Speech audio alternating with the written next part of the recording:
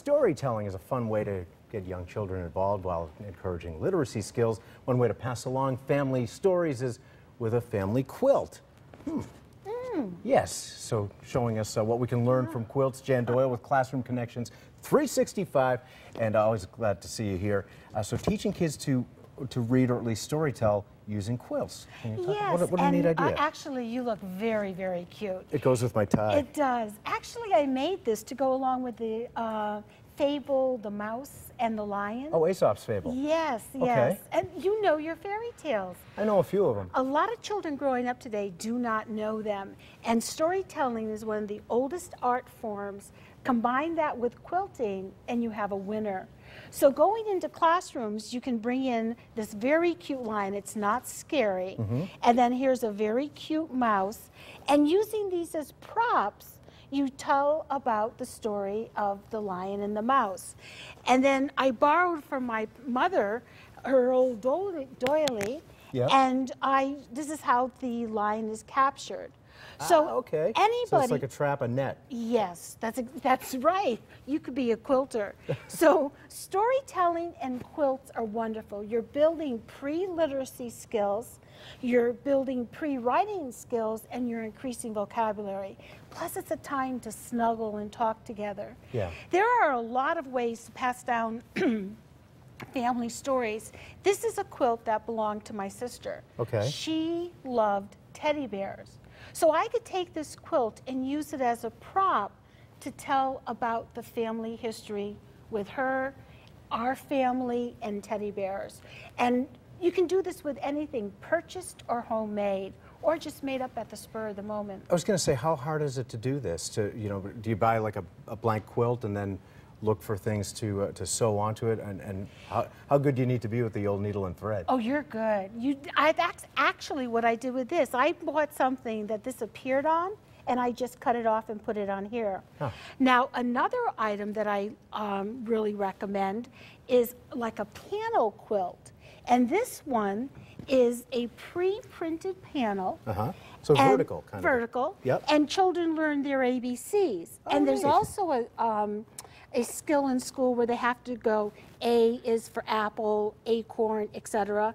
And you can match the picture with the ABCs. It's fun, it's colorful, children love it, and then when you finish with it, you can wrap yourself up and watch Channel 8 News. What a great idea. I always wonder what they're going to use for X, so I look X-ray fish. Interesting. Yeah, they kind of stretched it a little bit. Yes, that's sure, a tough one. The X-ray fish. I caught a few of those, hence the fairy tales, yeah.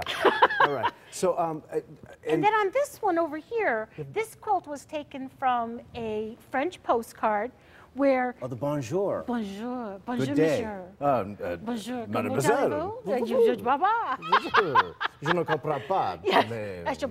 All right, anyway, so back to La Quilt. So this is, what this quilt is for older students, and you can bring in other languages. And the tails, the word bonjour is hidden in the tail, and to see if they can pick it out from the background. And so it's a wonderful way, but then you also want to tell children what a quilt is. So I have something that's called a quilt sandwich. And if you peel apart the layers, and I'm going to ask you to do that, Jeff. Really? Yeah. Do I have to undo these things? No, just sort of use it as a prop. And so you show children the batting. And is that what that's called? Batting, and you let them touch it to see what it feels like. And this is a quilt sandwich. So they understand the mechanics and the construction of it. Now you can make this very, very simple. There are fabulous quilters out there, of which I am not one. But there are fantastic people who interweave stories all the time. So where do you go to get some of this stuff? Well, you can go to any store, but also what's really a lot of fun, let's say this jacket was worn out, and someone who loved you very much, like your mama, cut out pieces of this and took that into the quilt. Oh, interesting. So then she could remember you and talk about your time or your daughter when you were on TV. So you can make your own history. It doesn't have to cost any money. There's tons of fabric stores out there and tons of quilt shops. It's a fun activity, and real men do quilt. Really? Really. And they eat quiche. Yes. And All right, or you don't even need to go anywhere. Just raid somebody's closet. Yeah, absolutely. Without them knowing. That's probably even better. Great idea. Good prank. Jan Doyle, Classroom Connections 365. Always a pleasure having you here. And you this is too. very neat. Thank you so much.